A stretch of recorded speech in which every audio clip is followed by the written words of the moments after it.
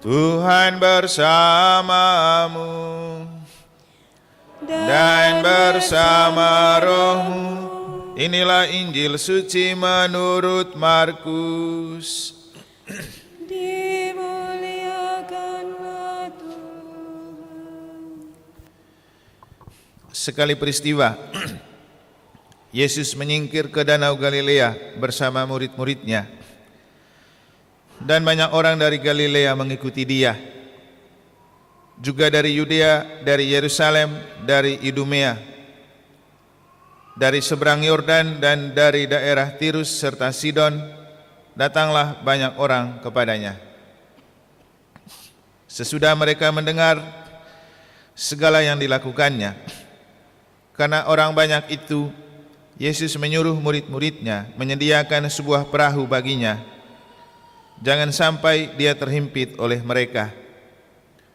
Sebab Yesus menyembuhkan banyak orang, sehingga semua penderita penyakit berdesak-desak ingin dijamah olehnya. Bila mana roh-roh jahat melihat Yesus, mereka tersungkur jatuh di hadapannya dan berteriak, "Engkaulah Anak Allah." Tetapi dengan keras Yesus melarang mereka memberitahukan siapa dia.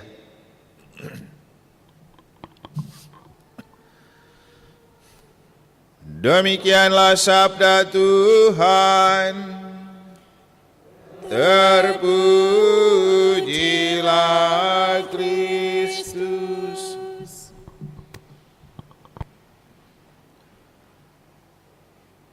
Yesus melarang mereka atau tidak membiarkan mereka tahu tentang siapa itu dia.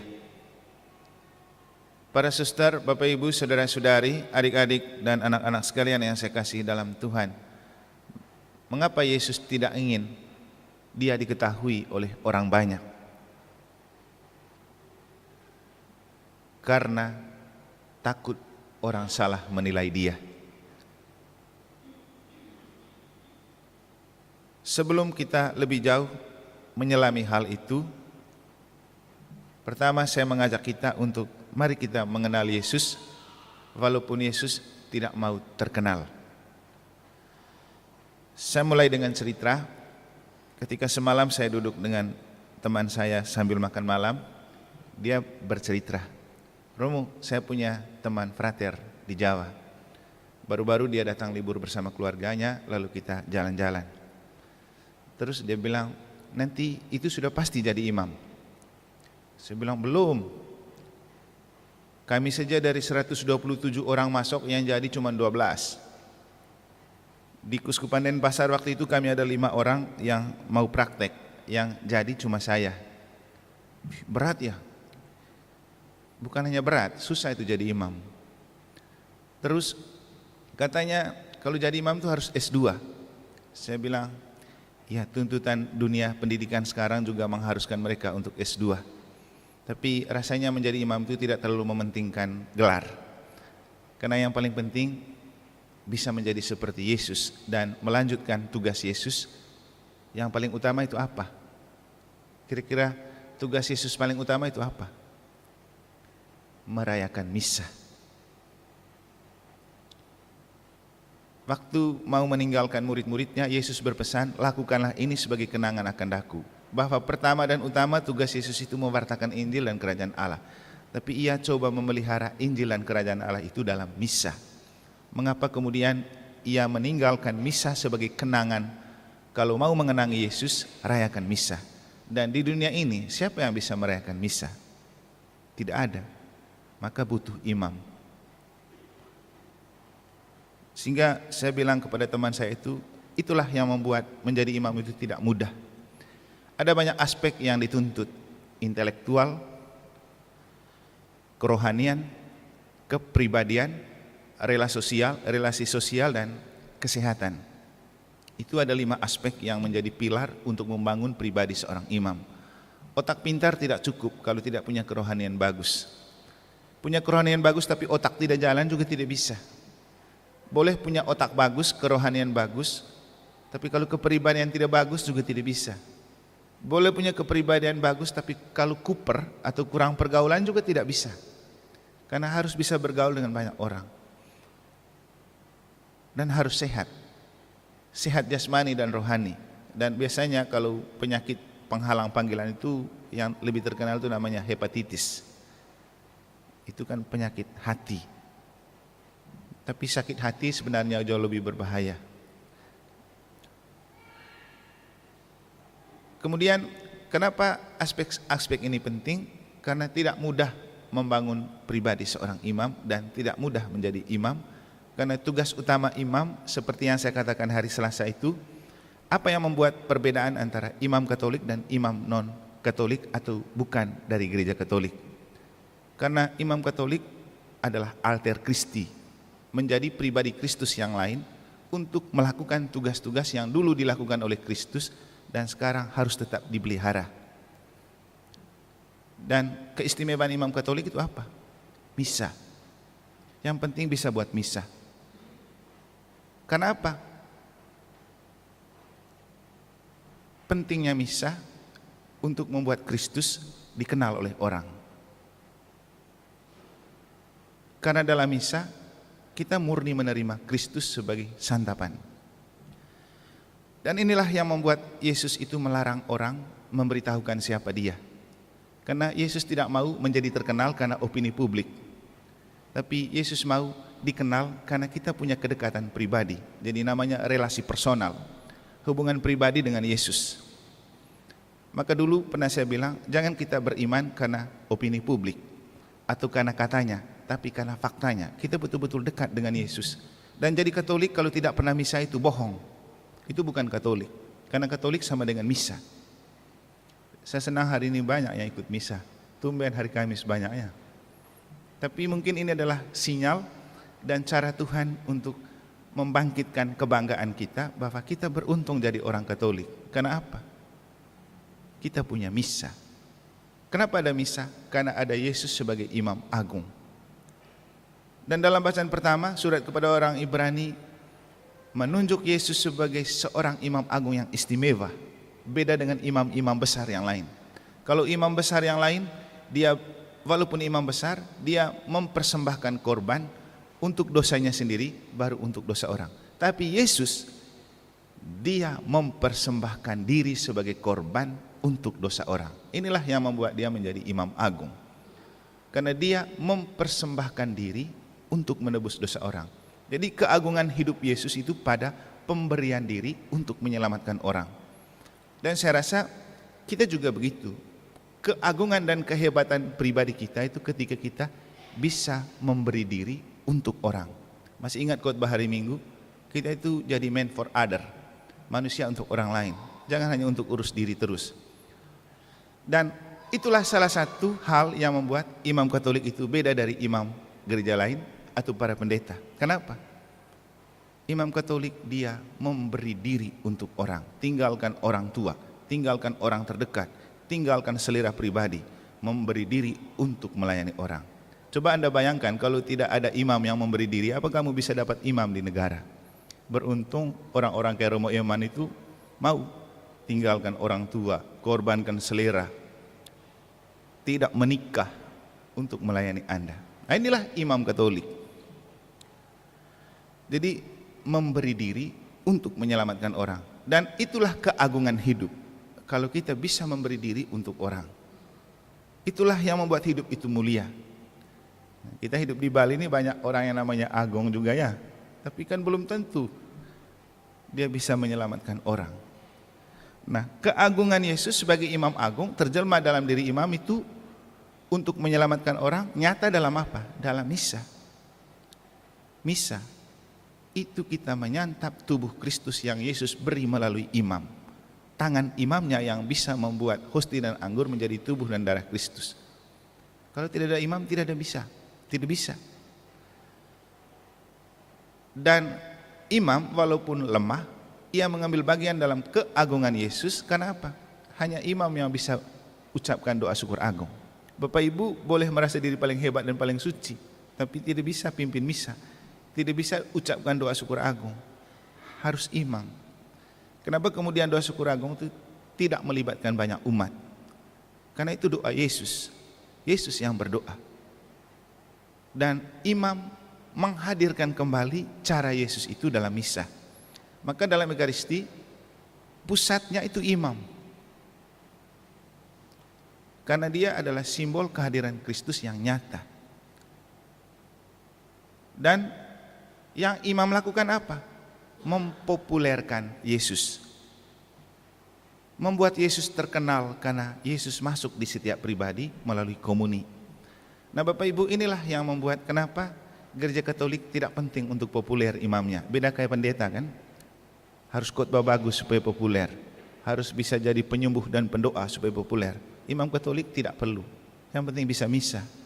Khotbah tidak terlalu penting, yang penting itu terima tubuh Kristus. Kenapa?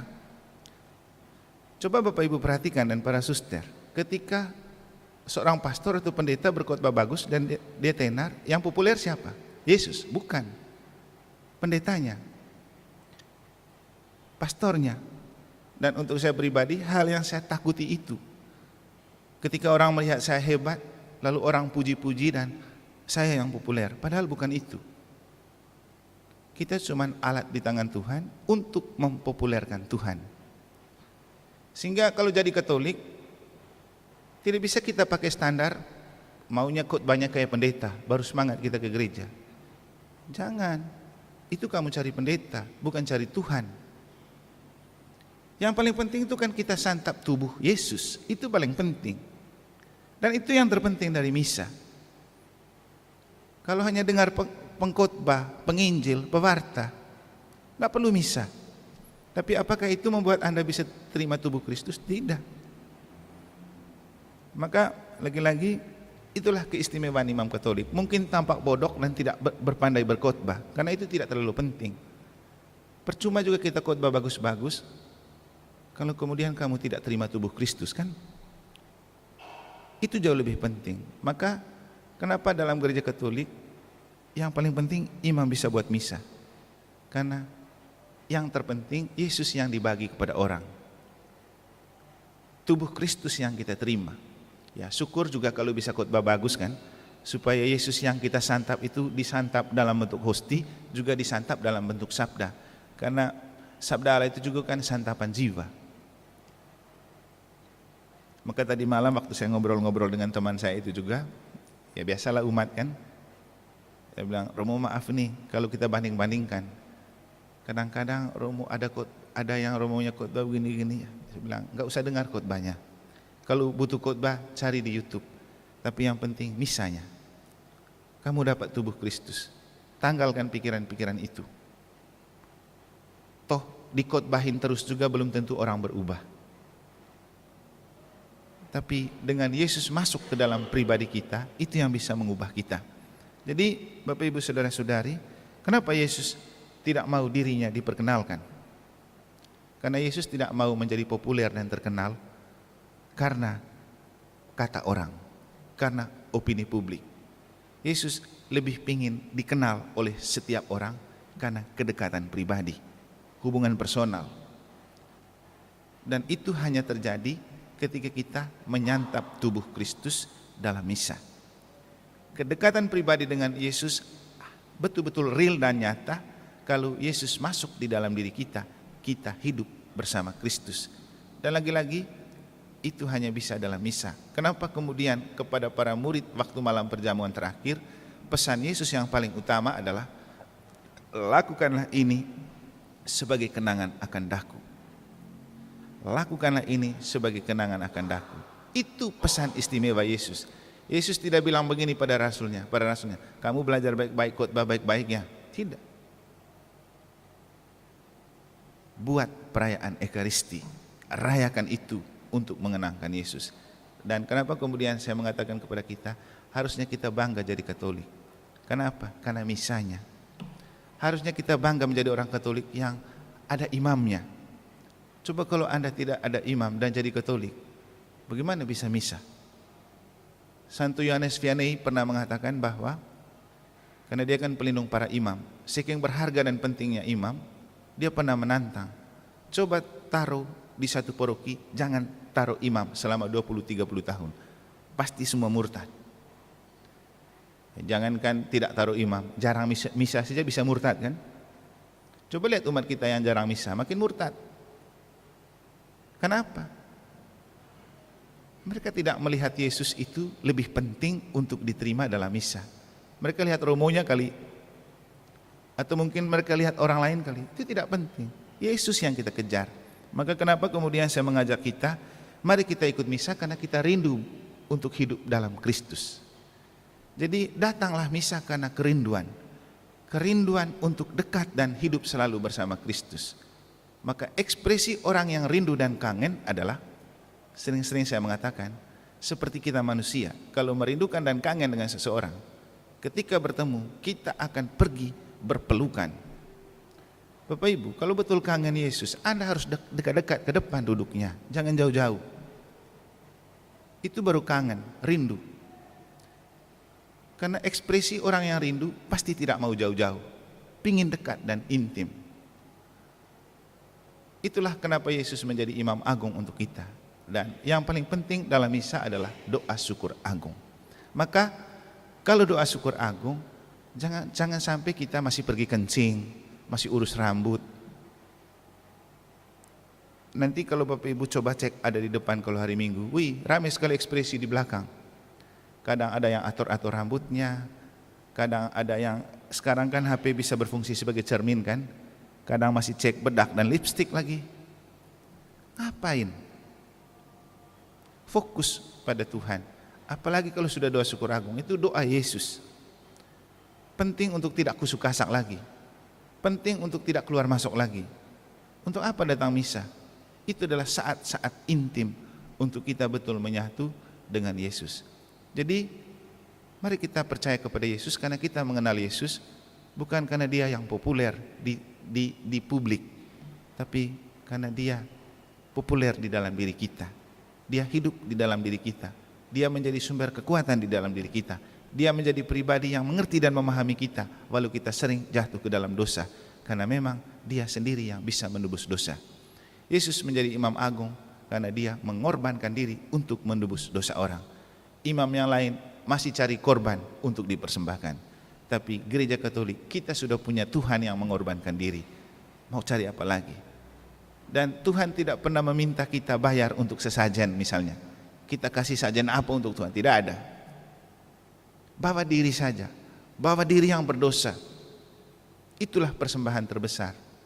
Maka kata Mazmur, persembahan yang terbesar adalah jiwa yang remuk redam dan hati yang berdosa.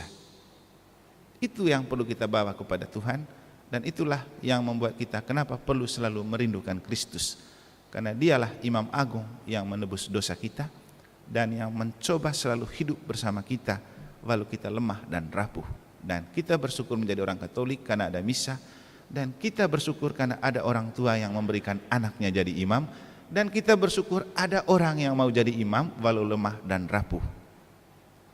Maka mari kita tetap berdoa untuk para imam dan untuk para calon imam supaya mereka tidak pernah kehabisan, karena Ekaristi hanya bisa terpelihara dari zaman ke zaman kalau masih ada imam.